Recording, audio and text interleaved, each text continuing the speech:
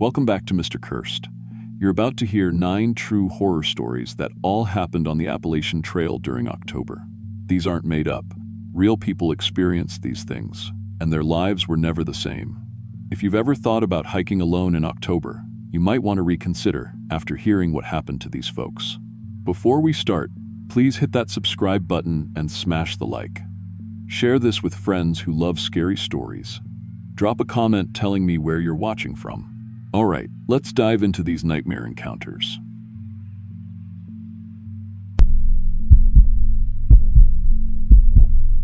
I'm 34 years old and work night security for a private company that covers 3 different Appalachian Trail parking areas around Harper's Ferry, West Virginia. It's not glamorous work, but the pay's decent and I get health insurance, which is more than I had when I was stocking shelves at Walmart. Most nights are quiet, just me, my truck, and a thermos of coffee, driving between the lots every few hours to make sure nobody's breaking into cars or dumping trash. I've been doing this job for about 6 years now, and honestly, I thought I'd seen everything. Drunk college kids trying to camp illegally, bear encounters, the occasional vagrant looking for a warm place to sleep. The motion sensors go off pretty regularly, usually just deer or raccoons setting them off. By October of last year, I was getting 3 or 4 false alarms a week at the Harper's Ferry lot specifically. Nothing unusual about that.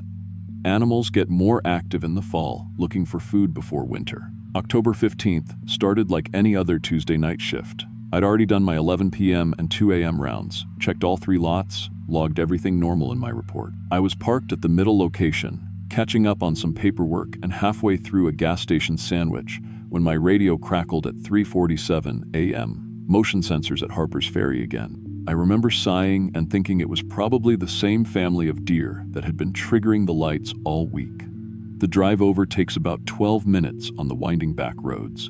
When I pulled into the lot, the motion lights were blazing, but I didn't see any vehicles. Standard protocol is to do a walking sweep with my flashlight and body cam, log what I find, and move on. I'd done this same routine probably 200 times before. That's when I found the footprints.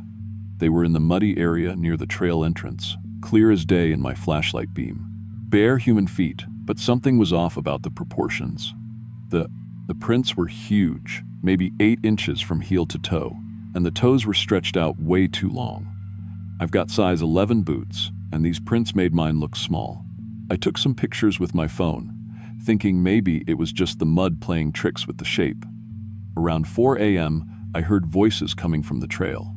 Male voice, sounded like he was in real distress, calling for help from somewhere in the woods. Now, I'm supposed to call the park rangers for anything like this, but the guy sounded urgent, like he was hurt bad and needed help right away. I grabbed my radio and followed the sound about 200 yards down the trail. The voice was coming from thick brush off the main path. "Help me, I'm hurt, can't move my leg," he kept saying. I called out that I was security and I was coming to help, shining my flashlight into the undergrowth. That's when I saw him, or what I thought was him. Looked like an injured hiker in camping gear, lying on his side in the bushes. I got within maybe 10 feet before I realized something was seriously wrong. The proportions were all off. His arms were way too long, and his head was tilted at an angle that should have broken his neck. But he kept moaning about his leg, so I called out again. "Sir, can you hear me? I'm security, here to help. What's your injury?" That's when he answered me, in my own voice. "My leg. I think it's broken. I've been here all night." I'm telling you, it was my exact voice. Not similar, not close. It was like listening to a recording of myself. I stood there in shock for a second, then asked, "Did you just? How are you using my voice?" "Sir, I need you to look at me." The thing, and I knew it was a thing now, not a person, just repeated the same phrase again. "Help me. I'm hurt. Can't move my leg." Same inflection, same tone, same everything. Then it started cycling through everything I'd said, playing it back like a broken record. "Sir, can you hear me? I'm security, here to help." I started backing away, and that's when it stood up. Despite claiming it had a broken leg, it rose to its full height, which had to be close to 8 feet. The hiking gear was all wrong too. Jacket meant for a normal-sized person stretched over this impossibly long frame. And when my flashlight hit its face, God, it was like looking at melted wax. Features that were almost human but not quite formed right. It kept repeating my words as it started following me. "What the hell? That's not possible," it said, which is exactly what I'd said a minute before. Then, "I'm calling this in. Stay where you are." My own panic played back to me perfectly. I ran, flat out sprinted back toward my truck, with this thing behind me, repeating every word I'd spoken in my own voice. My radio was dead, just static. Body cam shut off for no reason, even though the battery was full. I got to my truck and tore out of there, not stopping until I was back at the time. Main security office. Here's the thing that really messes with me. According to my radio log, I was gone for 47 minutes. I only remember about 10 minutes of that encounter. The security office pulled the audio from my radio, and apparently I had a 30-minute conversation with myself during the time I can't remember. Just my voice, talking to my voice, having a full discussion about things I don't recall. They made me take a drug test, sent me for a psychological evaluation, even had me checked for head injuries. Everything came back normal. But when I filed my incident report, they terminated me the next day. Official reason was abandoning post during shift. Unofficial reason was they thought I'd had some kind of psychiatric episode. I tried to get work with other security companies, but word gets around. Nobody wants to hire the guy who had conversations with himself in the woods. My wife started noticing that I'd repeat things, whole conversations from days earlier, just playing them back word for word without realizing it. She thought I was developing some kind of memory problem. The really sick part is that it's still happening. I found out through a friend who still works security that 3 other guards have had similar encounters in that same area. All of them got fired, all of them blacklisted, and the motion sensors are still going off every night, capturing footage of something tall and wrong-shaped mimicking the movements of the previous guards. I moved my family out of state 6 months ago, found work in construction. Nobody runs background checks on your mental health history when you're swinging a hammer. But I still hear it sometimes. My own voice, calling to me from empty rooms, repeating things I said weeks ago. "Help me, I'm hurt, can't move my leg." Looking back now, I think that thing has been there for a long time, learning. Watching people, copying their voices, figuring out how to use our own words against us. Park Service won't talk about it, but I heard through the grapevine that they've switched all the AT parking areas to daytime security only. No more night patrols. If you're hiking the Appalachian Trail anywhere near Harper's Ferry, just remember this. If you hear your own voice calling to you from the woods, don't follow it, don't try to help. Just run, and don't look back. Some things out there are still learning how to be human, and they're getting better at it every day. To this day, I can't listen to recordings of my own voice. Makes my skin crawl, wondering if it's really me talking or something else that's learned how to sound exactly like me.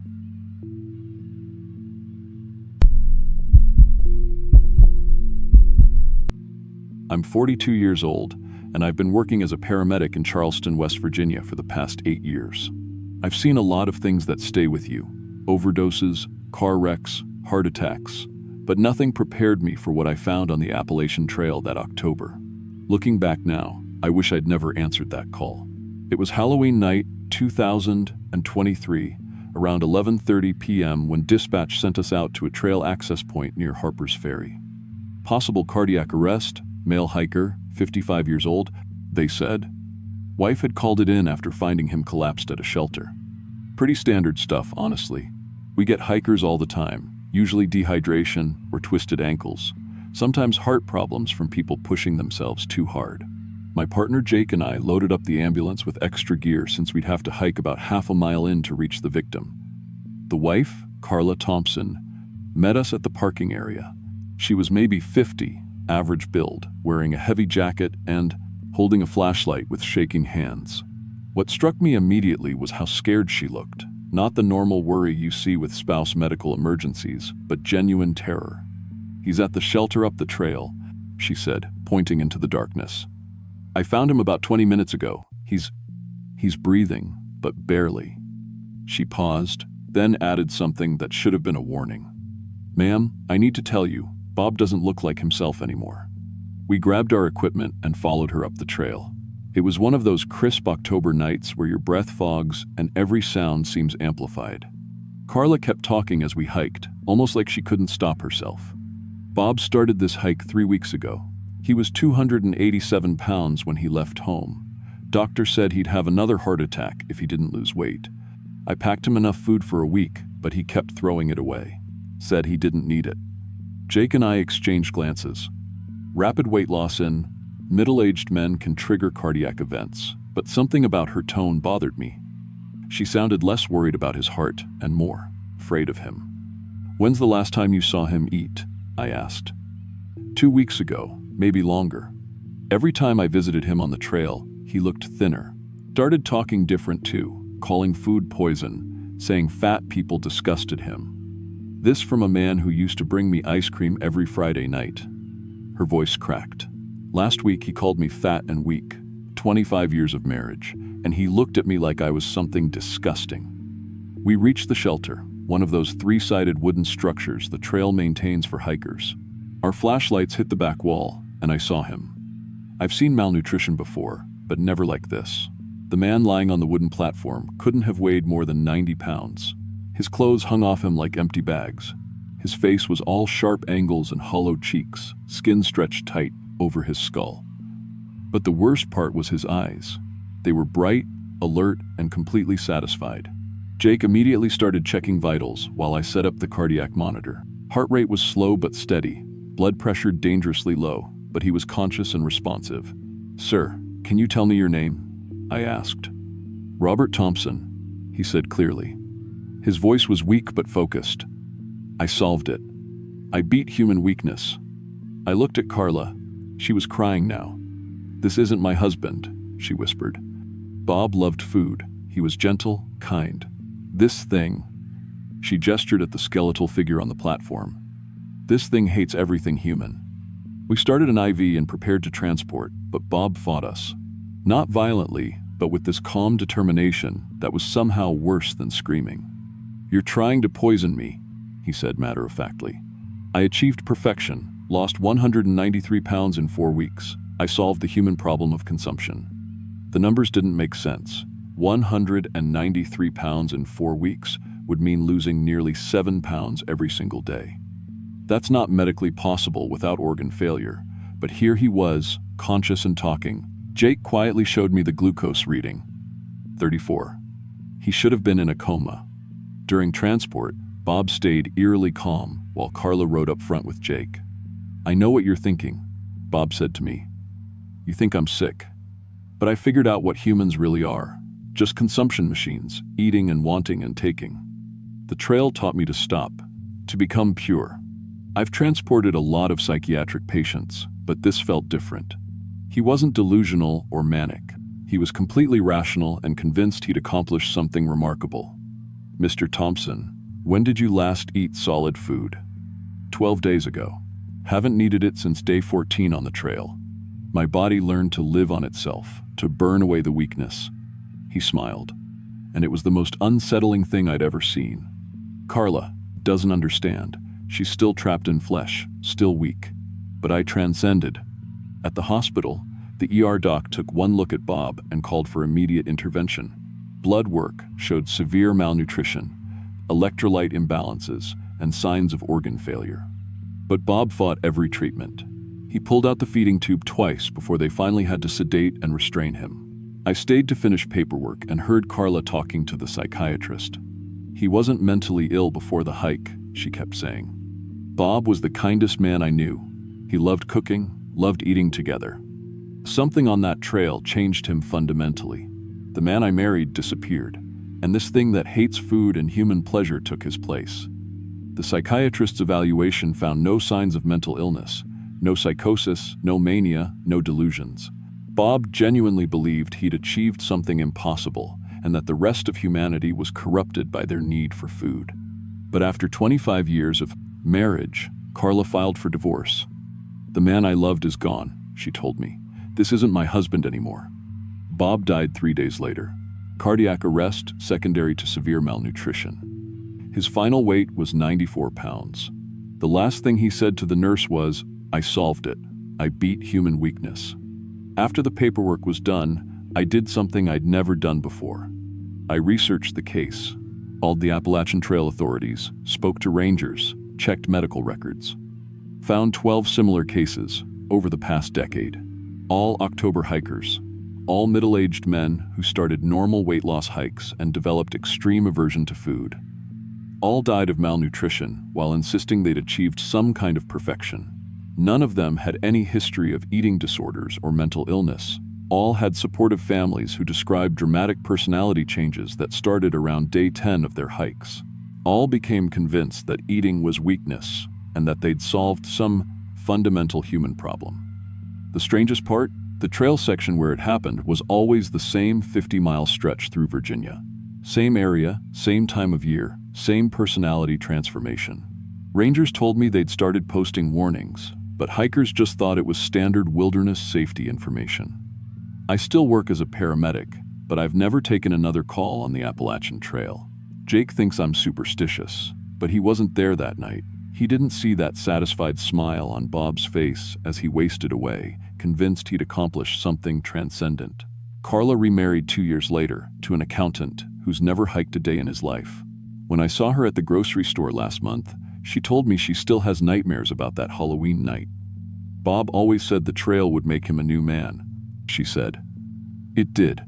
It just wasn't a man I could recognize or love. I don't talk about this much, but every October I check the missing persons reports.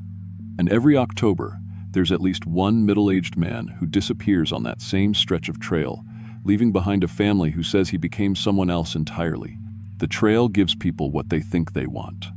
But sometimes what we think we want isn't something we can survive becoming.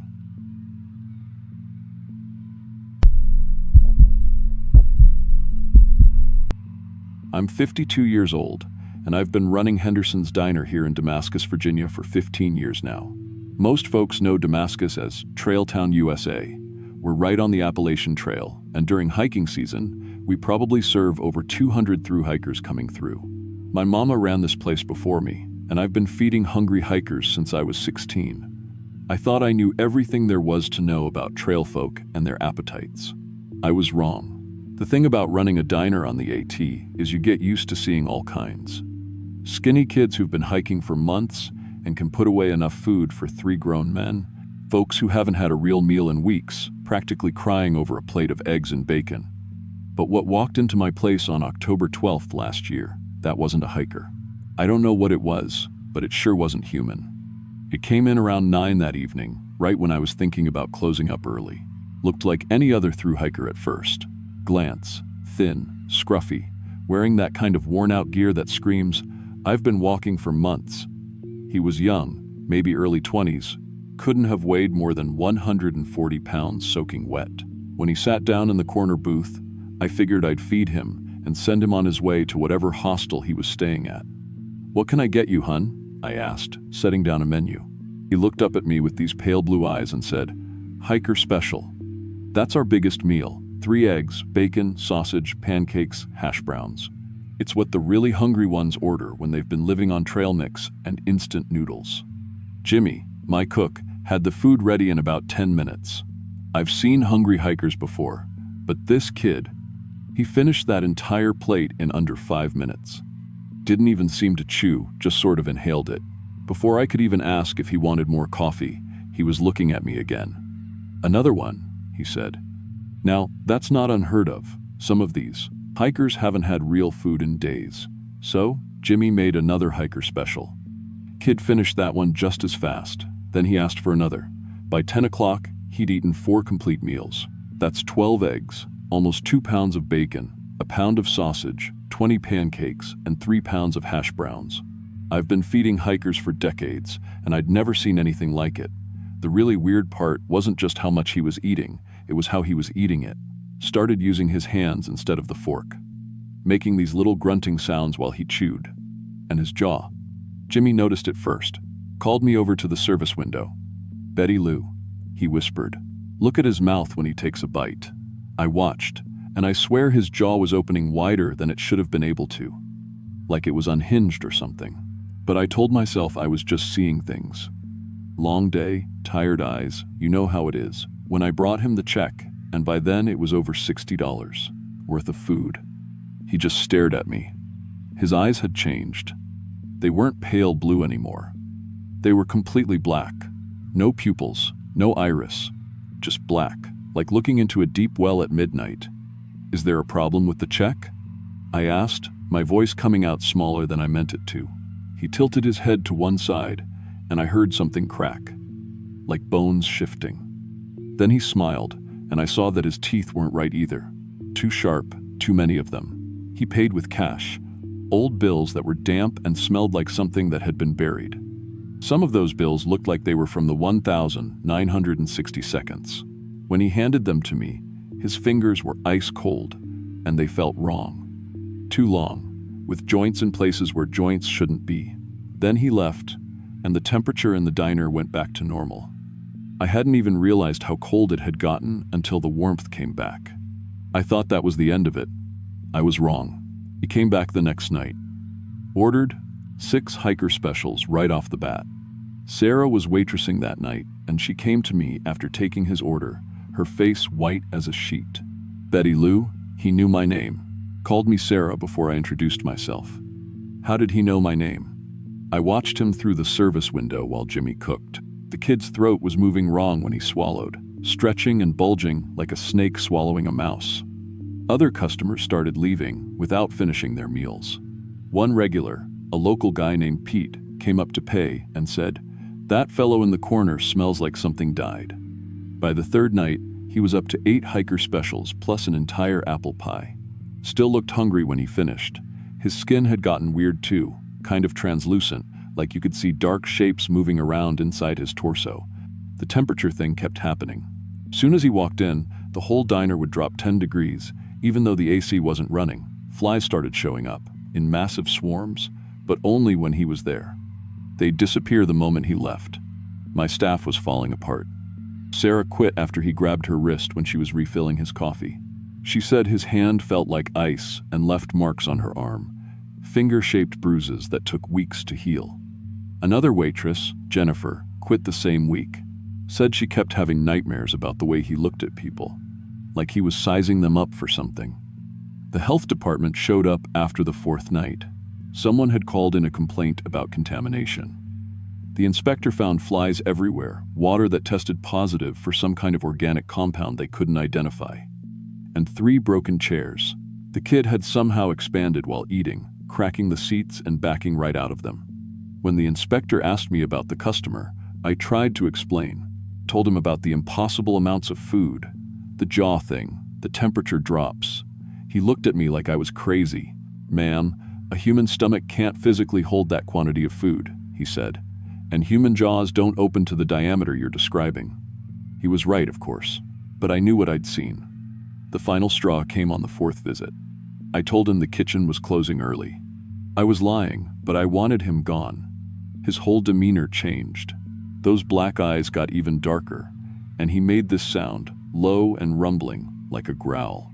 When he stood up to leave, I saw claw marks gouged into the vinyl booth seating. The hardwood floor had scratches too, like something with talons had been digging in. The health department shut me down the next day.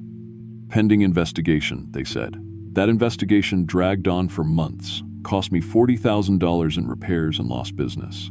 I lost my license, lost everything I'd built over 15 years. While I was fighting to reopen, I started digging into the town's history. Turns out this wasn't the first time. Similar incidents in 1987, 1995, 2003. Always October, always restaurants. Businesses closing after mysterious contamination following visits from customers who ate impossible amounts of food. Old-timers in town remember stories their grandparents told about something called the Hungry One. Comes every few years, feeds until the local food sources are ruined or driven away. The Cherokee have a name for it too, Kiwak, a cannibalistic creature that feeds on abundance. I counted up the restaurant closures going back to 1,950. 12 businesses, all during October, all after similar incidents. Damascus depends on hiker tourism, and every time this thing shows up, it damages the local economy for years. Henderson's Diner never reopened. I work part-time at the gas station now, and whenever I see hikers coming through, I warn them. If they're planning to eat anywhere in town, and someone orders way more food than should be possible, they need to call the police and get out. Most of them, I think I'm just a crazy old woman whose business failed. Maybe I am, but I know what I saw, and I know what it cost me. Sometimes I wonder if it's still out there, waiting for the next restaurant to open, the next chance to feed. Looking back now, I think the worst part wasn't the financial ruin or losing the business my family built. It was realizing that something like that exists in the world, something that can destroy your entire life just by walking through your door and ordering dinner. I still have nightmares about those black eyes and the sound of bones cracking when it smiled. To this day, I won't eat at restaurants in October. Call it superstition if you want, but I've learned not to take chances when it comes to feeding the hunger.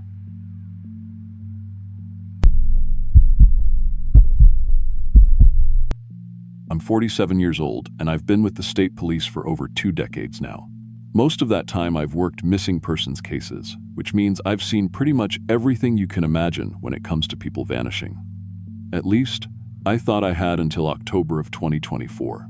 I was living in a small apartment outside Harrisonburg then, about an hour from where all this went down. Had just gone through a messy divorce, and honestly, throwing myself into work was about the only thing keeping me sane. When I got assigned Case MP 2024AT0078, I figured it'd be another routine investigation. 7 missing hikers in 3 weeks along the Appalachian Trail between Front Royal and Shenandoah. Seemed like a lot, but October's peak hiking season, and people make stupid decisions all the time. The thing that should have tipped me off right away was how clean everything was. In 23 years of police work, I'd never seen missing persons cases where the evidence was so organized. Every single hiker had left their gear behind, but not scattered around like you'd expect if someone had gotten hurt or attacked. Their backpacks, boots, clothing, all of it laid out in perfect geometric patterns, circles, triangles, spirals, mathematical precision that made my skin crawl just looking at the crime scene photos. All 7 victims fit the same profile too.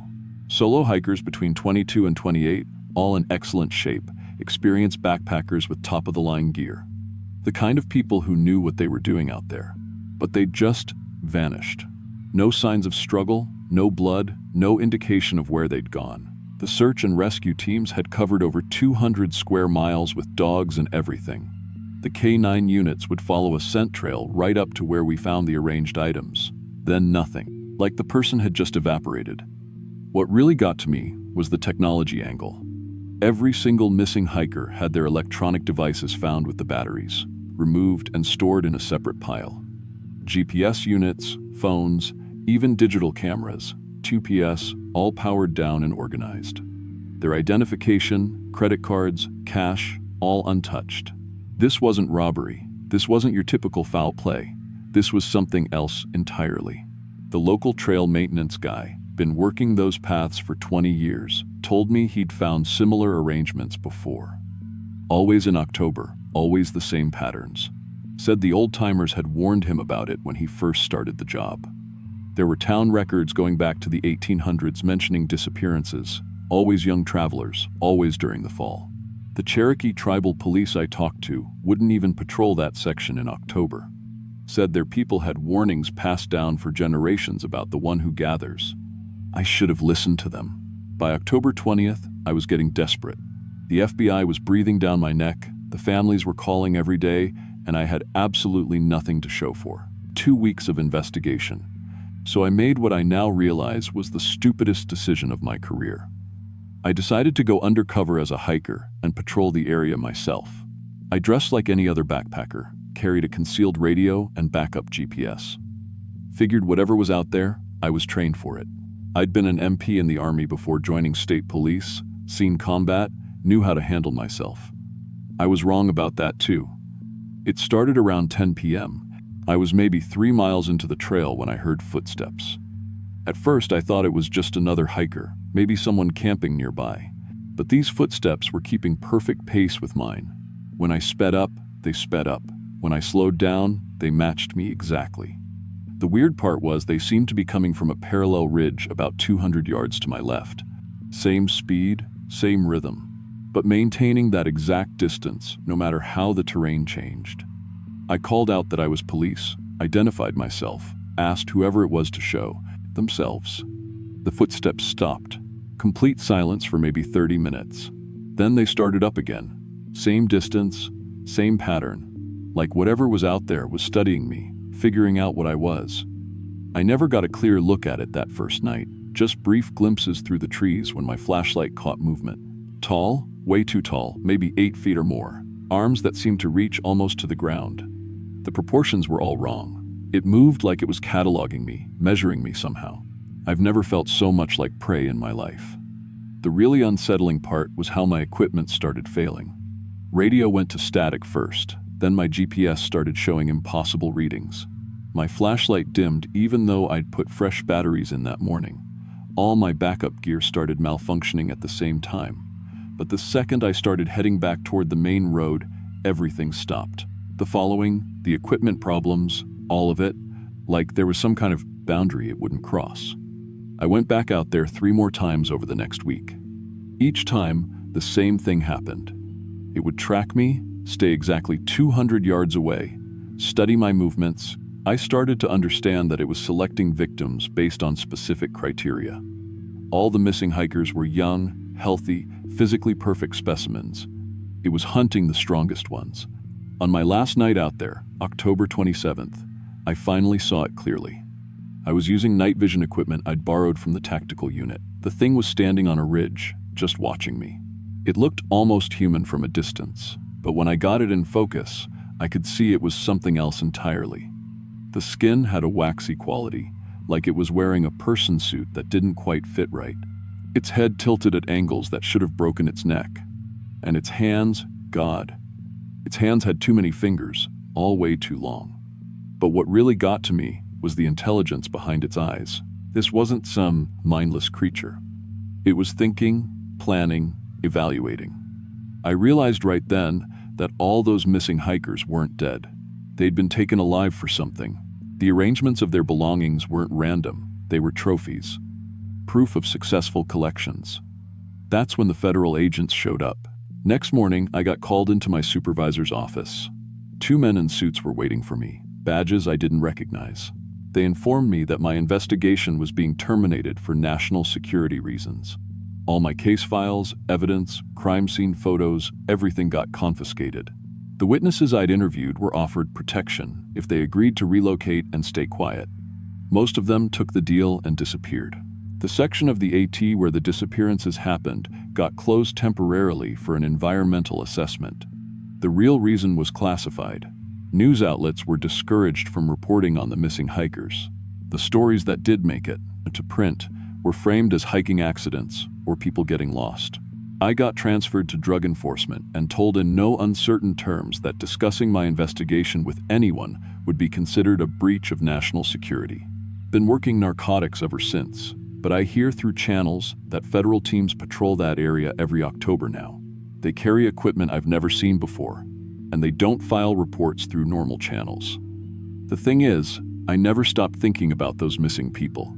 7 young, healthy individuals who just vanished without a trace. Their families still don't know what happened to them. And every October, I wonder if it's still out there, still collecting. I retired early last year. Stress-related health issues, according to my file. Truth is, I couldn't sleep anymore. Couldn't shake the feeling that something intelligent was hunting people in our national forests, and the government knew exactly what it was, but had no intention of stopping it.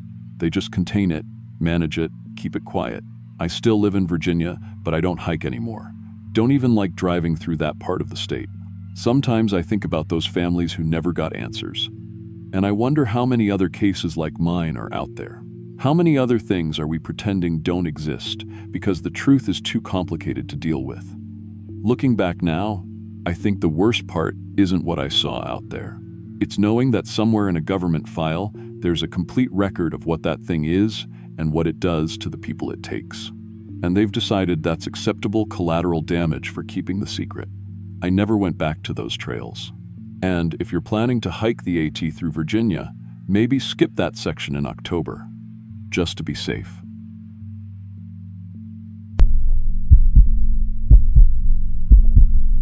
I'm 29 years old, and I work for the Blue Ridge Parkway as a seasonal trail maintenance contractor. It's not glamorous work, but it pays decent and keeps me outdoors, which is all I really want. My family's been doing this kind of work for generations. My great-grandfather started maintaining a 30-mile section of the Appalachian Trail back in 1924, and we've had the contract ever since. 4 generations of Whitmans keeping the same stretch of trail in North Carolina clear and safe for hikers. Most people think trail maintenance is just cutting back overgrowth and fixing wooden signs, but there's more to it than that. You learn the mountain's moods, its seasons, how it changes throughout the year. My grandfather Samuel always said the mountain has its own personality, and after working these trails since I was old enough to hold a chainsaw, I'm starting to understand what he meant. Every October 15th, we do what Granddad calls the deep maintenance. It's written into our UVA contract as routine work, but it's actually something much older than that. Something my great-great-grandfather agreed to when he first took this job. The mountain shows its true nature once a year, and we're the ones who make sure everything stays balanced. This past October was different, though. For the first time, we had 5 generations working together.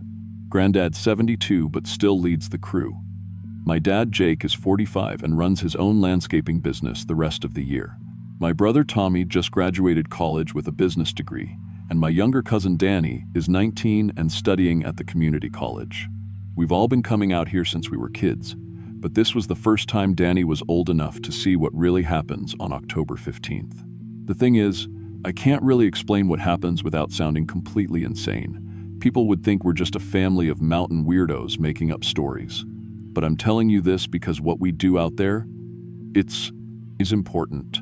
More important than most people could ever understand. We'd been preparing for weeks, going through great-grandfather's journals, checking our equipment, making sure we had everything we needed. Granddad was more serious than usual, checking and rechecking our supplies.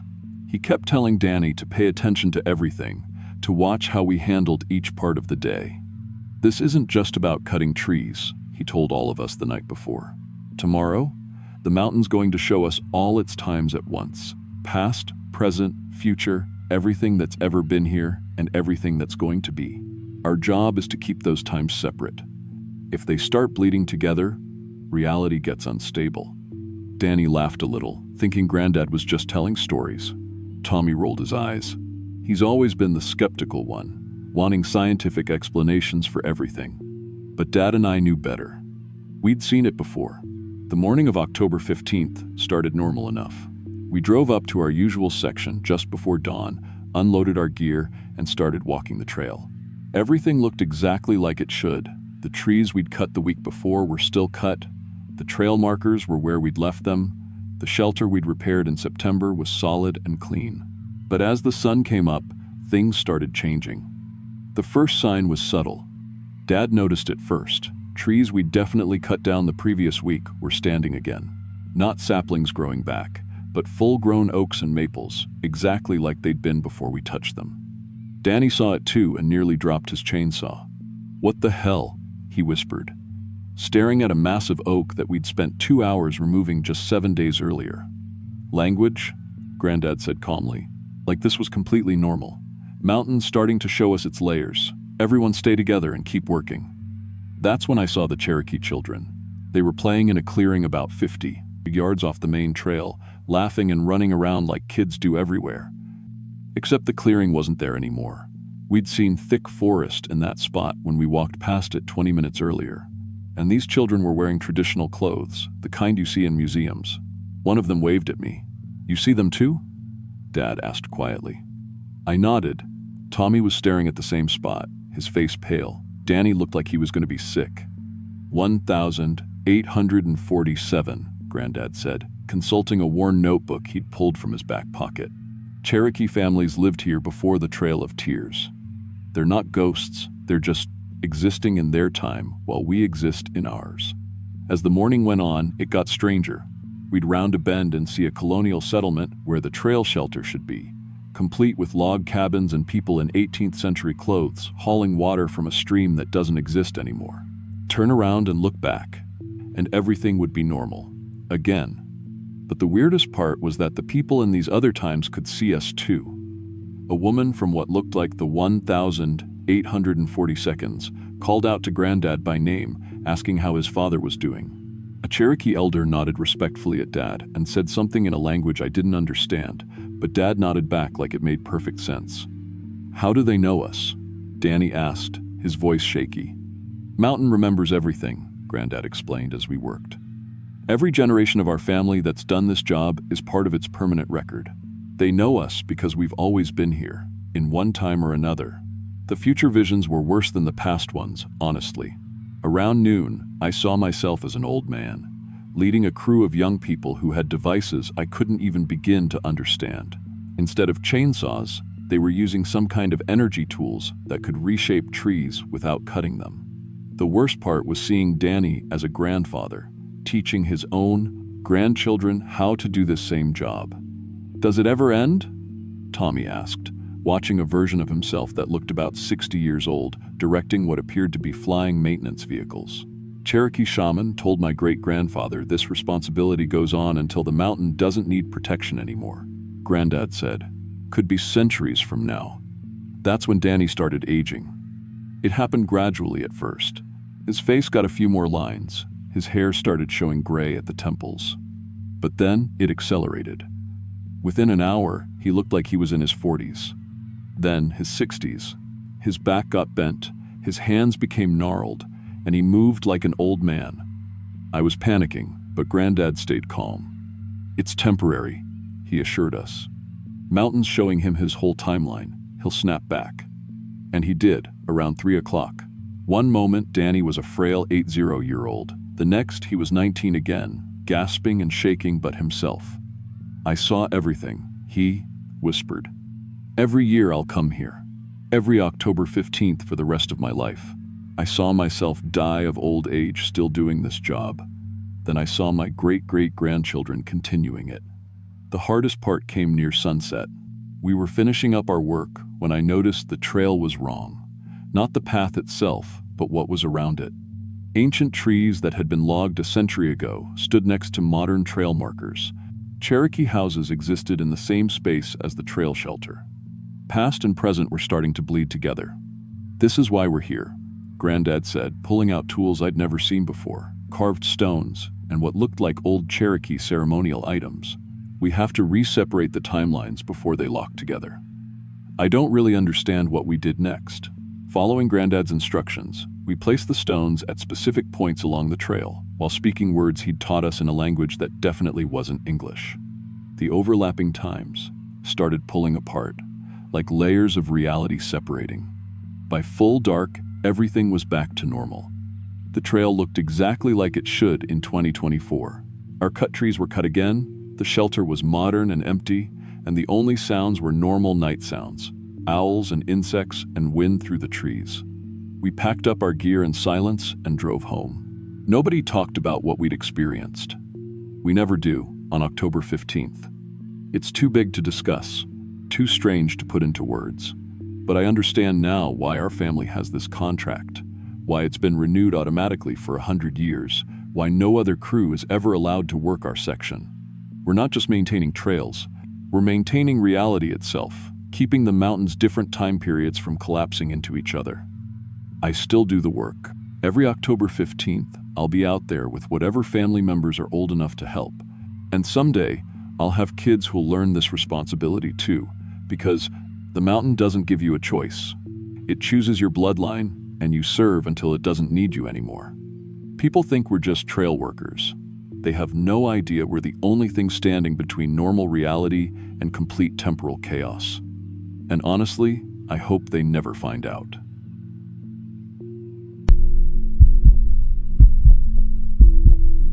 I'm 41 years old now, and I teach 3rd grade at a small elementary school in Virginia. Back in 2024, I was a single mom trying to give my daughter Emma the best childhood I could manage on a teacher's salary. She was 12 then, smart as a whip, and absolutely fascinated by nature. I'd always been big on outdoor education, Udall overbig. Figured it was better to show kids the real world instead of just talking about it from a textbook. That October, I decided we'd take a weekend trip to Harper's Ferry. Emma had been studying ecosystems in her science class, and I thought a hike along the Appalachian Trail would be perfect. We'd done plenty of day hikes before. Always prepared, always careful. I made sure we had our tick spray, first aid kit, the works. Emma even helped me pack our lunch the night before, both of us excited about spending time together in the mountains. The morning of October 16th was crisp and beautiful, one of those perfect fall days where the leaves are just starting to turn. We parked at the visitor center and headed out on one of the easier trail sections. Emma brought her field journal to sketch plants and take notes. For the first few hours, everything was exactly what I'd hoped for. We identified different tree species, talked about wildlife habitats, and Emma was having a blast. It was around noon when I felt the tick bite my neck. I didn't think much of it at first. Occupational hazard of hiking in Virginia during tick season. Emma saw me reach up and scratch at it. "Mom, is that a tick?" she asked, pulling out the little magnifying glass we'd brought. "Looks like it," I said, staying calm. I'd dealt with tick bites before, and I knew the drill. We found a fallen log to sit on, and Emma watched as I carefully removed the tick with tweezers from our first aid kit. It was just a regular deer tick, nothing unusual about it. I cleaned the bite with antiseptic and made a mental note to watch for any signs of Lyme disease. "You did everything right," Emma said, and I could tell she was proud of how prepared we were. I had her check the bite site every hour for the rest of our hike, just to be safe. That night, I started the prophylactic antibiotics I kept in our medicine cabinet, doxycycline, the standard treatment. As a teacher, I'd learned enough about Lyme disease to know that early intervention was key. Emma helped me set reminders on my phone to take the pills on schedule. The next morning, though, something was off. The bite site had developed this weird ring pattern around it, 25. Not the typical bullseye rash you see with Lyme disease, but something darker. The ring was perfectly black, like someone had drawn it with a marker. "Mom, that doesn't look right," Emma said when I showed her. She was right. I'd seen plenty of tick bite reactions, but nothing like this. By the third day, dark lines were spreading out from the bite in this strange geometric pattern. They looked like veins, but they were too straight, too deliberate. Emma said they reminded her of the drawings in her geometry textbook, perfect angles and measurements that didn't belong on human skin. I made an appointment with my doctor, who immediately referred me to an infectious disease specialist. Dr. Kim had been practicing for 20 years, and when he looked at my neck, I saw something in his eyes I'd never seen before, complete confusion. "I've honestly never seen anything like this," he told me, taking photographs and ordering a biopsy. The lab results came back 3 days later, and that's when things got really strange. The tissue sample contained what the lab techs described as crystalline structures of unknown composition. One of them told Dr. Kim they looked like tiny black diamonds growing inside my skin. The CDC was contacted that same day. Meanwhile, the changes were accelerating. The skin around the bite had started to harden, developing this shell-like texture that felt completely foreign. When Emma hugged me goodnight, she pulled back with this confused look on her face. "Mom, your neck feels like a beetle's shell," she said. She wasn't wrong. The skin had become chitinous, hard, and smooth in a way that made my stomach turn. My senses started changing too. I could smell things I'd never noticed before, individual chemical signatures from across the room. Emma's shampoo, the cleaning products we used, even the different types of paper in our house, all had distinct odors that were suddenly overwhelming. Eating became impossible. Everything tasted wrong, metallic and poisonous. I'd try to make Emma's favorite mac and cheese for dinner, but the smell alone would make me nauseous. My body was rejecting food I'd eaten my whole life. "Mom, you're scaring me," Emma said one night when I couldn't keep down anything except water. My core body temperature had dropped to 89 degrees, and no matter how many blankets I used, I felt constantly cold. The behavioral changes were the worst part. I became obsessed with cleanliness, washing my hands 40 or 50 times a day. I could smell dirt and germs on everything, on Emma, on our furniture, on myself. The compulsion to clean was overwhelming. Then my fingernails started growing. Not gradually, overnight. they'd become these long, black, claw-like things that I couldn't control. I woke up one morning to find scratch marks on my bedroom walls where I'd apparently been clawing at them in my sleep. Speaking became difficult. Words would come out mixed with these clicking sounds I couldn't stop making. Emma would try to talk to me, and I'd respond with this combination of English and insect-like noises that terrified both of us. "Mom, you're making bug sounds," she whispered one evening, and I realized she was right. I was communicating like something that wasn't human anymore. The night I found myself hanging upside down from my bedroom ceiling, I knew I was in serious trouble. Emma found me there at 3 a.m. when she got up for a glass of water. Her scream woke up half the neighborhood. But the worst part was when I stopped recognizing her. This beautiful, intelligent child I'd raised for 12 years suddenly looked like prey. Some part of my brain that was still human was horrified, but the dominant part of whatever I was becoming saw her as food. That's when the CDC agents in hazmat suits showed up. They sedated me and loaded me into an armored transport vehicle while Emma screamed and fought with the social workers who'd come to take her away. I remember seeing her face in the window as they drove me away, and for just a moment, I was myself again, a mother watching her daughter's world fall apart. The facility they took me to was underground, sterile, and filled with others like me. The genetic analysis confirmed what I already knew. I wasn't human anymore. They classified me as an arthropod-human hybrid, Class A threat. But here's what the government didn't understand. We retained our memories. I remembered Emma's first day of school, her favorite bedtime stories, the way she laughed when we watched movies together. Those memories became twisted through my new biology. But they were still there. When we escaped, and we did escape, using coordination and intelligence they'd underestimated, I went home. Not to hurt Emma, but because some deep, maternal instinct was driving me back to her. I stood outside her foster family's house at night, pressing my transformed face against her bedroom window. My eyes had gone completely black, and where I used to have teeth, I now had mandibles. But I was still her mother, in whatever way I could be. I left gifts for her, dead rabbits arranged carefully on her windowsill. In my changed mind, I was providing for my offspring the way my new biology told me to. The foster family called the police, but we were already back in the mountains by then. The colony we've established contains 47 of us now. We remember our children, our families, our human lives, but we interpret those relationships through our new social structure. We hunt together, we protect our territory together, and we're making more of ourselves. Emma is 18 now, in therapy, living with permanent federal protection. She blames herself for what happened to me, which breaks whatever remains of my heart. The government tells people I died in a hiking accident, but Emma knows the truth. Sometimes I call the house where they keep her, just to hear her voice when she answers the phone. I can't speak anymore, only those clicking sounds, but I hope somehow she knows it's me, that I'm still her mother, even though I'm not human anymore. The trail sections where this all started are closed every October now. They call it wildlife management, but it's really to protect families like mine used to be. The CDC monitors Emma for genetic changes, just in case, but so far, she's remained human. Looking back, I realized the parasite that changed me specifically targeted mothers. Maybe because we'd do anything to protect our children, even become monsters. Emma was the perfect age. Old enough to remember me as I was, young enough to be traumatized by what I became. She's in college now, studying to be a teacher like I was. She won't go hiking, won't even walk in parks anymore. Every bug she sees reminds her of what her mother became. The government pays for her therapy, her education, her protection, but they can't give her back the childhood I took away. I watch her sometimes from the treeline near her campus. She's beautiful and smart and everything I hoped she'd become, but she lives in fear, and that's my fault.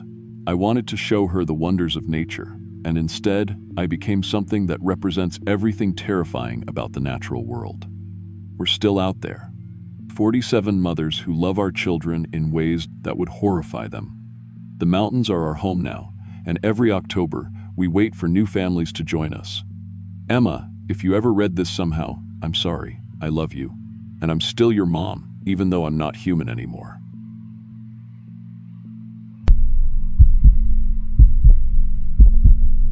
I was 29 when I thought I was about to become famous for all the right reasons. My name's Ashley, and I'd been managing this little coffee shop in Frederick, Maryland for about 7 years. Nothing glamorous, but it paid the bills and gave me enough flexibility to pursue what I really loved, hiking. I'd built up this whole TikTok following at Trailblaze Ash, talking about ultralight backpacking and trail running. Had about 847,000 followers who seemed genuinely interested in my adventures. The Maryland Challenge had been on my bucket list forever. It's this unofficial thing where you try to hike 50 miles of the Appalachian Trail in 24 hours. The women's record was something like 18 hours and 42 minutes, and I'd been training for 6 months straight to beat it. My boss at the coffee shop actually gave me the weekend off when I explained what I was attempting. Even got a sponsorship deal with this ultralight gear company. Everything felt like it was finally coming together. I'd planned everything perfectly. Got my base weight down to 9.2 pounds, studied every mile of the trail section, checked weather reports obsessively. My parents thought I was crazy for going alone, but I had GPS tracking, a satellite communicator, and honestly, 847,000 people would be watching my progress through social media. I felt safer than most people probably do, walking to their cars at night. The night before, I couldn't sleep. Posted probably a dozen updates across all my platforms: TikTok, Instagram, YouTube, Facebook, Twitter. My followers were so supportive, sending encouragement and telling me they'd be tracking my progress. Mom even said she'd be watching my TikToks to make sure I was okay, which was sweet. I set up live GPS tracking on my website so people could follow along in real time. I got to the trailhead parking lot at 3:30 a.m., too excited to wait until my planned 4 a.m. start. Did a quick Instagram live session, showing my gear one more time, talking about how perfect the weather looked. October in Maryland, crisp but not cold, clear skies, no rain in the forecast. Honestly felt like the universe was lining up for me to make history. At exactly 4 a.m., I posted "starting now" on Twitter and hit the trail. The first mile TikTok I made at sunrise was probably some of my best content. Everything looked golden and perfect. I felt strong. Pace was right on target for breaking the record. My followers were already commenting with encouragement and tracking my GPS progress. Some people were saying I was moving faster than expected, but I just figured I was having one of those perfect days athletes talk about. By mile 5, I was genuinely ahead of record pace. Posted an Instagram story about crushing the first section, feeling incredible, weather cooperating perfectly. The comments kept rolling in, and honestly, reading them while I hiked was giving me this extra boost of energy. I'd never felt so strong on a long hike before. That's when things started getting weird, though I didn't realize it at first. Around mile 12, I posted another TikTok talking about how I felt like my body had unlocked some new gear. I wasn't even breathing hard, and I was maintaining this pace that should have been impossible with a pack on technical terrain. But I was so focused on the record that I just thought I was having the best hiking day of my life. The comments on that video, though, people started saying I was moving too fast, that my GPS was showing impossible speeds. Someone said I was maintaining 6.2 miles per hour, which didn't seem right because that's basically a jog, and I felt like I was just hiking normally. I figured my GPS was glitching or something. By mile 18, other hikers on the trail were giving me these shocked looks when I passed them. A couple people even stopped and stared. But I was in such a flow state, or at least that's what I thought it was. Posted an Instagram story about how everything felt easy, how perfect the day was going. My best friend Jenna started blowing up my comments around this time. She was watching my GPS tracker and saying I was showing speeds of almost 8 miles per hour through terrain that should slow anyone down. She posted, "Ashley, call me now, your tracker is glitching," like 47 times across my different platforms. But I was so focused on the record, so caught up in the adrenaline, that I didn't really process what people were saying. The first time I actually felt something was wrong was around mile 25. I was making a TikTok video, and when I watched it back later, well, what's left of it, you can see the background is all blurred from how fast I was moving. But in the moment, it felt normal. What wasn't normal was the sound, heavy breathing that didn't match how I felt, and this weird audio in the background that sounded like something crashing through the trees behind me. That's when I started hearing it. Footsteps that weren't mine, keeping pace about 20 feet back. Breaking branches. Heavy breathing that definitely wasn't human. I tried to look over my shoulder while recording, but I couldn't stop moving. Literally couldn't stop. My legs just kept going, maintaining this impossible pace through terrain that should have been slow technical hiking. Mile 30. I managed to get my phone out for another video, but my hands were shaking so bad it was just audio. You can hear me gasping, saying something's chasing me, that I can't stop, have to keep moving. My GPS was showing I was 40 miles into roadless wilderness, moving at over 9 miles per hour. My mom started posting on Facebook, begging someone to call the police, saying her daughter was in trouble. The thing behind me was getting closer. I could hear its breathing now, this wet, heavy sound that made my skin crawl. Posted one more Instagram live stream where all you can see is treetops rushing by because I was moving so fast. I was screaming that it was getting closer, that I could hear it breathing. The comments were going crazy, people saying they were calling 911, that someone needed to help me. Mile 40. I tried to get another video for TikTok, sobbing while my legs just kept moving without my control. I remember saying something about telling my parents I loved them, warning people not to try this trail, that it was hunting me. Because that's what it felt like, not just chasing, but hunting. Like it had been waiting for someone like me, someone alone and ambitious enough to come this deep into its territory. The weirdest part was my social media accounts started posting things I wasn't creating. The same video uploading to every platform simultaneously, every 30 seconds. Videos showing perspectives I couldn't have filmed, like aerial shots from 200 feet above the trees. My parents were getting notifications that I was posting, but they could see I was running for my burked life. The last thing I remember clearly was around mile 45. This thing, whatever it was maybe 10 feet behind me now. I could feel its breath on my neck, hot and rotten smelling. My phone somehow kept recording, even though I'd dropped it miles back. The audio from that final recording, if you can find it, though most platforms keep taking it down, you can hear me screaming mixed with this inhuman howl that still gives me nightmares. Then nothing. I woke up 3 days later in a hospital in Cumberland, Maryland. No memory of how I got there, no explanation for how I'd traveled nearly 80 miles through wilderness terrain. They said a trucker found me on Route 40, delirious and dehydrated, talking about something chasing me through the woods. Here's the part that really messes with me. My social media accounts kept posting the entire time I was missing. Videos of me running through the forest at impossible speeds, first-person footage that looked like it was shot by whatever was chasing me. My TikTok follower count actually went up to 1.2 million because people thought it was some kind of elaborate horror marketing campaign. The FBI got involved because of the digital evidence. They confirmed all the videos were real, not deepfakes or special effects. The GPS data was authentic. I really had been moving at vehicle speeds through terrain where vehicles can't go. They found my gear scattered across a 5-mile radius. My backpack embedded 30 feet up in a tree, like something had thrown it there with incredible force. Trail cameras caught footage of something large and bipedal dragging what looked like a person into dense forest. The thing moved wrong though, too fluid, joints bending in directions that didn't make sense. They classified my case as a digital anomaly and recommended people avoid that section of trail during October. My accounts are still active. I can't get into them, can't delete them, can't control what they post. Every day, new content appears. Videos from impossible perspectives, audio of my voice calling for help mixed with those inhuman sounds.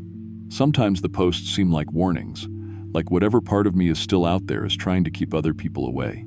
Last week, there was a post that said, "I'm still running, it's still chasing, don't let it catch you too." The worst part is my family gets tagged in posts. My mom receives videos of me calling for help, and she never knows if it's old footage or if some part of me is still trapped out there. They've moved twice, deleted all their social media, but the notifications still find them somehow. I don't hike alone anymore. Don't hike in October at all. Can't even look at the Appalachian Trail on a map without getting panic attacks. The doctors say it was some kind of psychological break brought on by exhaustion and dehydration, but that doesn't explain the videos, the GPS data, the physical evidence. Sometimes I wonder if I actually died out there, and what people see in those videos is just something wearing my face, using my voice to hunt other hikers. The FBI found evidence of 12 similar cases over 8 years, all in October, all solo speed hikers who disappeared the same way.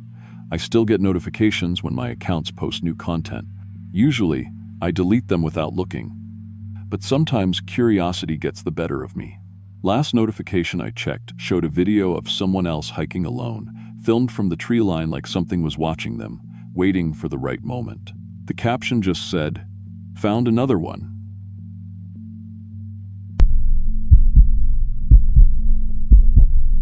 I'm 41 years old and work as a telecommunications technician up in the Blue Ridge Mountains of Virginia.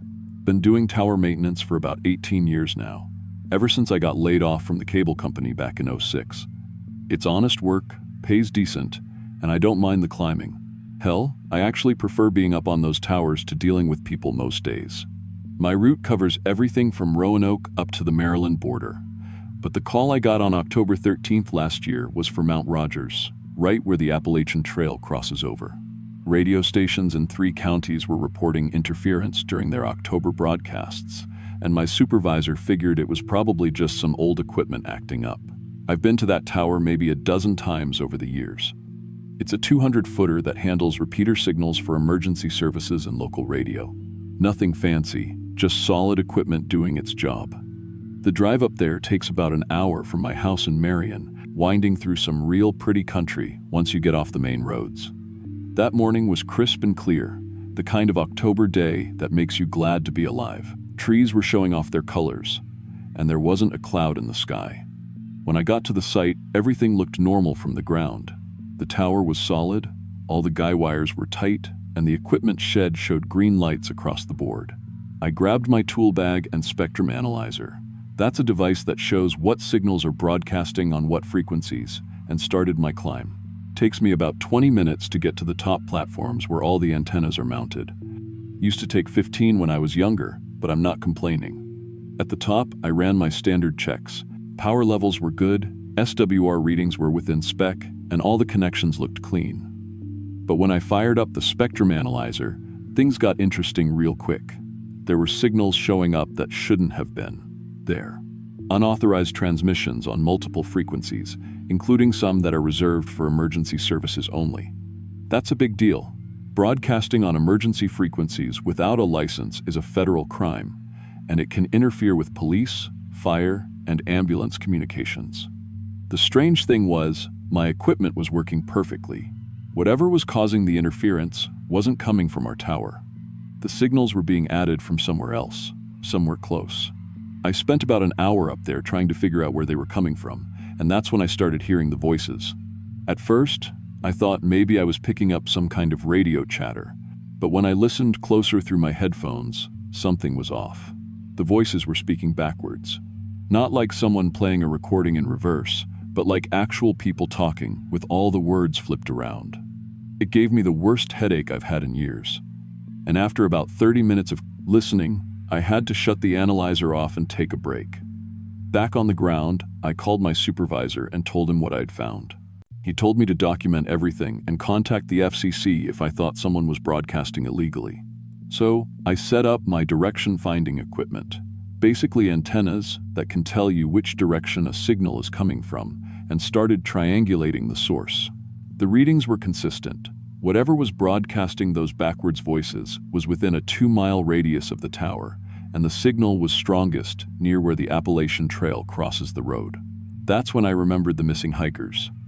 Over the past month, there had been 7 people reported missing from this section of the AT. Search and rescue teams had combed the area multiple times, but they'd never found so much as a backpack or a water bottle.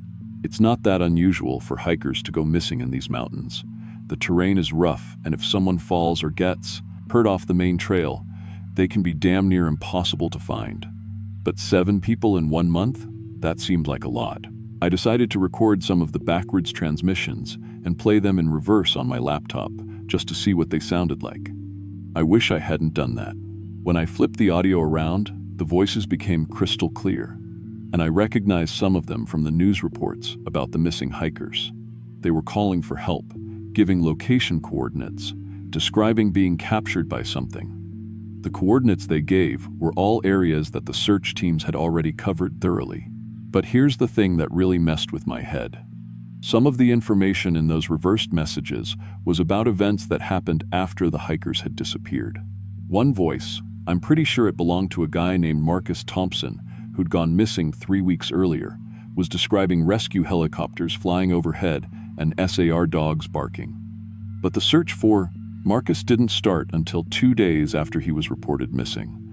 I called the FCC office in Norfolk and filed a formal complaint about unauthorized transmissions. Within 6 hours, I had federal agents at the tower site with equipment I'd never seen before. They wouldn't tell me much, but I could see their spectrum analyzers were picking up the same signals I'd found. The lead investigator, a woman named Agent Chen, asked me if I'd noticed any patterns to the transmissions. That's when we discovered they only broadcast for exactly 3 minutes every hour and only between sunset and sunrise. During the day, the frequencies were completely clear. Agent Chen told me they'd found records of similar unauthorized transmissions in October of 2019, 2021, and 2023. No other months, just October, and always in the same area. The power analysis they ran showed that whatever was broadcasting those signals would need at least a 10,000-watt transmitter. There's no equipment like that registered anywhere in the county, and even if there was, you'd need a pretty sophisticated setup to generate signals on that many different frequencies simultaneously. But the really weird part was the modulation type, the technical way the signals were encoded. It was using an obsolete AM format that hadn't been used since the 1940 seconds. Modern radio equipment can't even produce signals like that anymore. Over the next 2 days, things escalated fast. The signal strength doubled overnight, and it started overpowering local radio stations across 3 counties. New voices were being added to the transmissions, and each time a fresh voice appeared, another hiker was reported missing from the same area.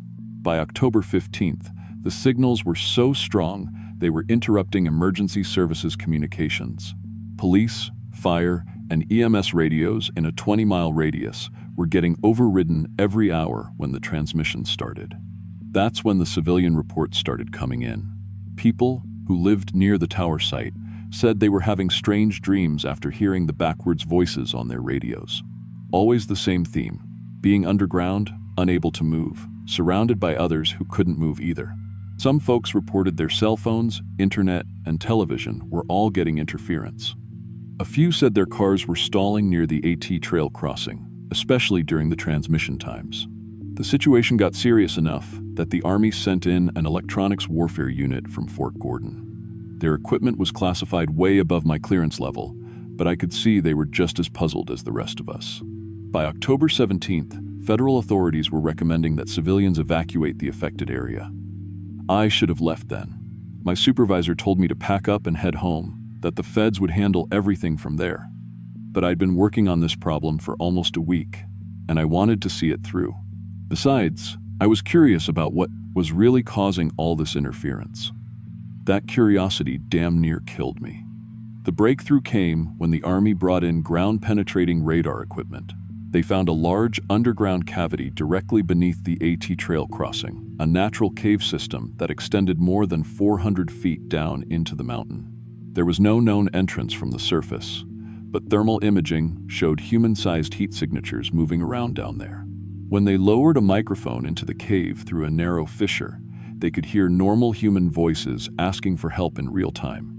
Not backwards, not reversed, just regular people calling out for rescue. But when they tried to lower a rescue rope down the same opening, something cut it from below after about 50 feet. That's when the voices from the cave started changing. They became distorted, less human somehow, like whatever was down there was losing its ability to mimic normal speech. And the electronic equipment that was broadcasting the backwards voices, the Army's instruments showed it was deep in the cave system, being operated by something that had a completely different understanding of how human communication works. I was there when they made the decision to seal the cave. The Army Corps of Engineers pumped concrete down every opening they could find, effectively entombing whatever was down there. The moment they finished, the transmission stopped completely. Local communications returned to normal, and the interference disappeared like it had never existed. The official story was that the FCC had shut down an illegal pirate radio station. That's what the newspapers reported anyway. As for me, I was medically retired due to radiation exposure and put on a federal disability pension. They make me come in for medical exams every year, and my blood tests apparently show some kind of unusual cellular changes. I don't ask too many questions about that. The weird thing is, I can remember all the technical details about what happened, the frequencies, the power levels, the equipment specifications, but I have almost no memory of what was actually in that cave. The doctors say it's selective amnesia caused by trauma, but I'm not so sure. Sometimes I think maybe it's better that I can't remember. They confiscated all my recording equipment and classified everything I'd documented as top secret. There's a permanent monitoring station now where the tower used to be, watching for any sign that the transmissions might start up again. But here's what nobody knows except me. I still hear those backwards voices during thunderstorms. The doctors can't find any physical cause for it, and the voices never say anything I can understand even when I try to reverse them in my head. Looking back now, I think something down in that cave was harvesting human voices for reasons we'll never understand. Maybe it was trying to learn how to communicate with us, or maybe it was just collecting us like specimens. The threat's contained now, but I don't think it's gone. Every October, I find myself driving past that restricted area, and sometimes I swear I can see lights moving around underground, even through all that concrete. I still work telecommunications, but I won't take any calls that involve the Mount Rogers area. My supervisor thinks I'm just being paranoid, and maybe I am. But some things are better left alone, especially things that live in the dark and have been down there a lot longer than any of us have been up here.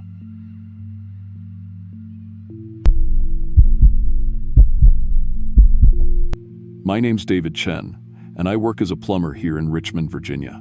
I'm 42 now, been fixing pipes for 20 years, and I thought after crawling through flooded basements and dealing with every kind of mess you can imagine, I could handle anything nature threw at me.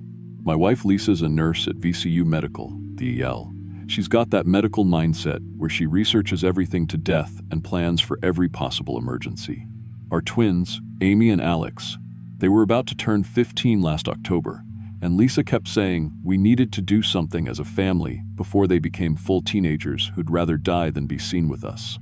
That's how we ended up planning this 3-day section hike on the Appalachian Trail through Shenandoah National Park. I'll be honest with you, I wasn't much of an outdoors guy. Give me a pipe wrench and a leaky joint, sure, but camping? That was uncharted territory for me. Lisa was nervous about my inexperience, kept showing me articles about hikers getting lost, but she agreed we needed the adventure. She made these laminated emergency cards with all our medical information, planned every single meal down to the calorie, checked the weather forecast obsessively.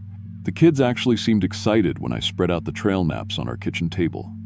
First time in months, Amy and Alex put their phones down and paid attention to something we wanted to do. Amy traced the trail with her finger, asking about the shelters. Alex wanted to know if we'd see bears.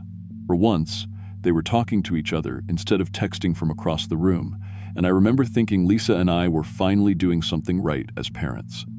We spent a whole Saturday at REI buying gear. New hiking boots, sleeping bags rated for October temperatures, a GPS unit that cost more than I wanted to spend. I studied that trail map until I had it memorized, marked our planned campsites, calculated mileage. Lisa packed a first aid kit that could stock a small clinic. I went to bed the night before, feeling like I was finally being the kind of dad who could give his family a real adventure. October 13th dawned perfect for hiking. Clear skies, temperature in the mid-60s, fall colors just starting to turn. Even though the kids complained about the 6 a.m. wake-up call, they started enjoying themselves within the first mile. Amy stopped whining about missing volleyball practice. Alex actually helped his sister over some difficult rocks without being asked.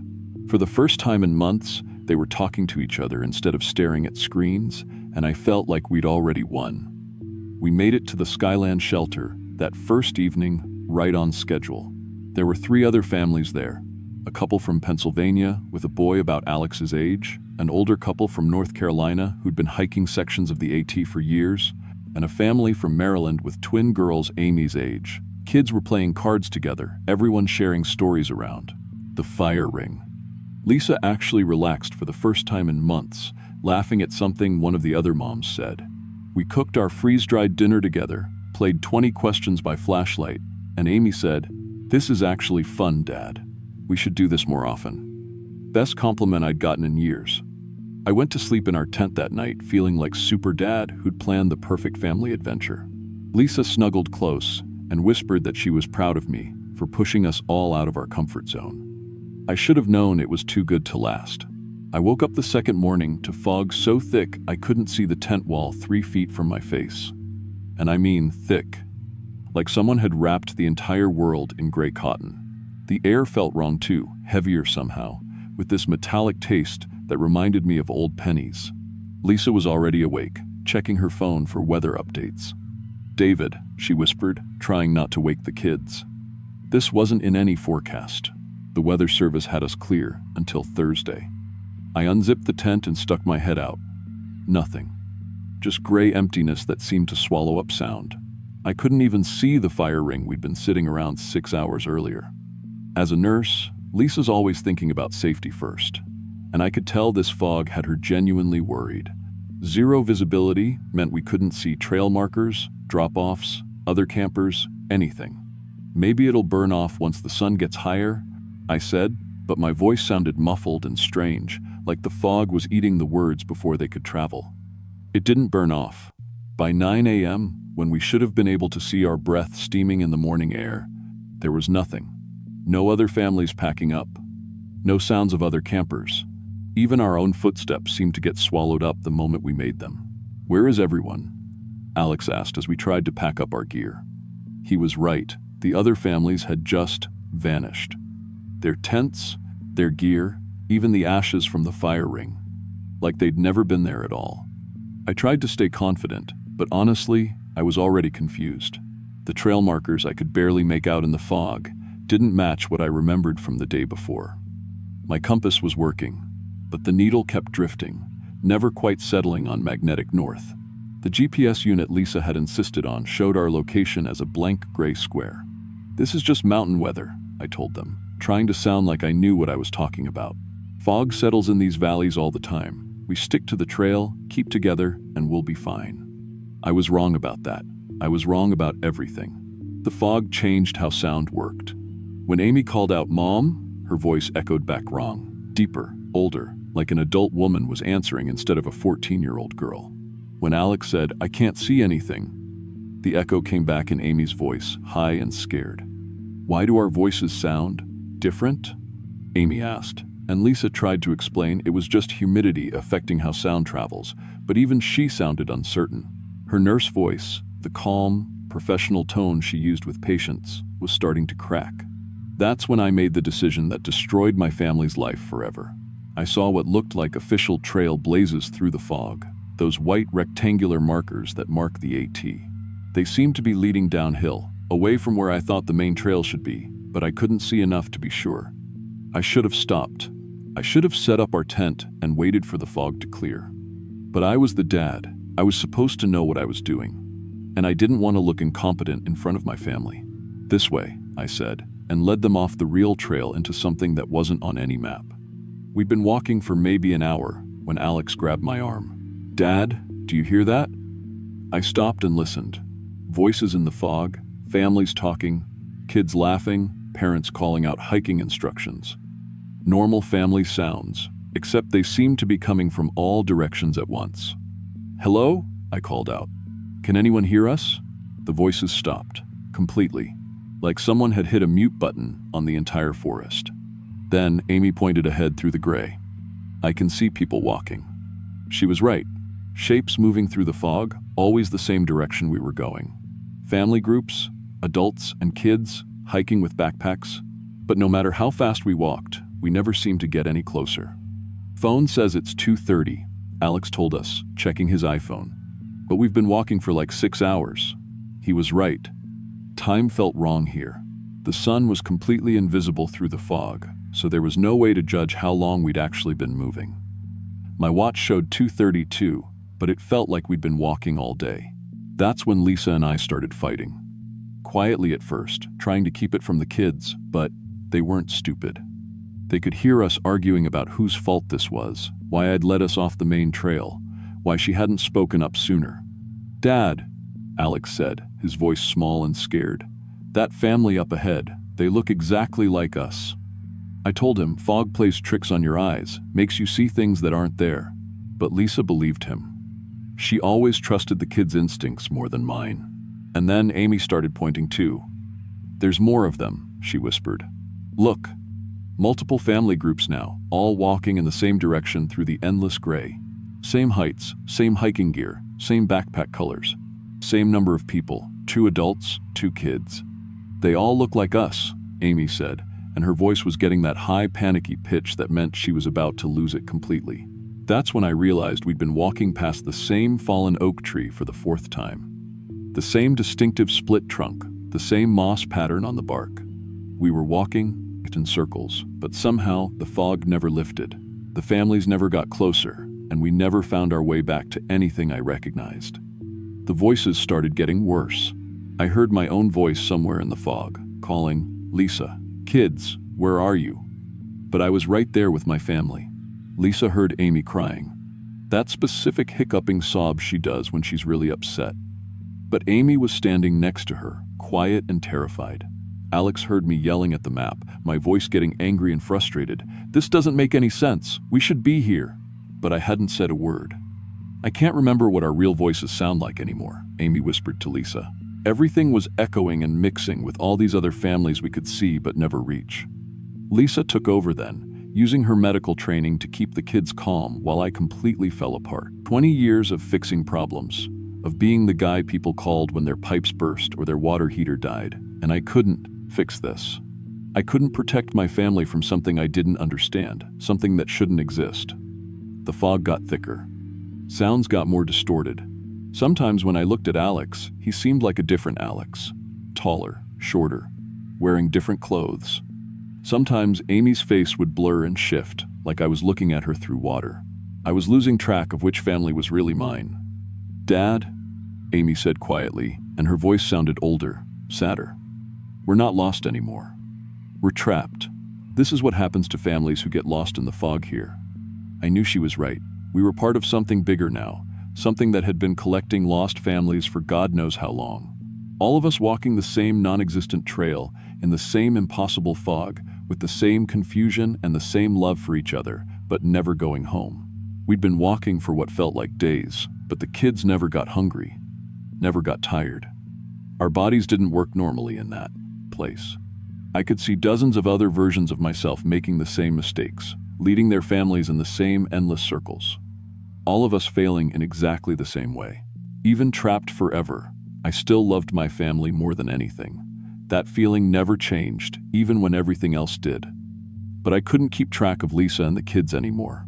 They kept blending with other versions, other families, until I couldn't tell which faces were really theirs. This was my fault. I wanted to be the dad who gave his family adventure, who could navigate the wilderness, who could keep them safe.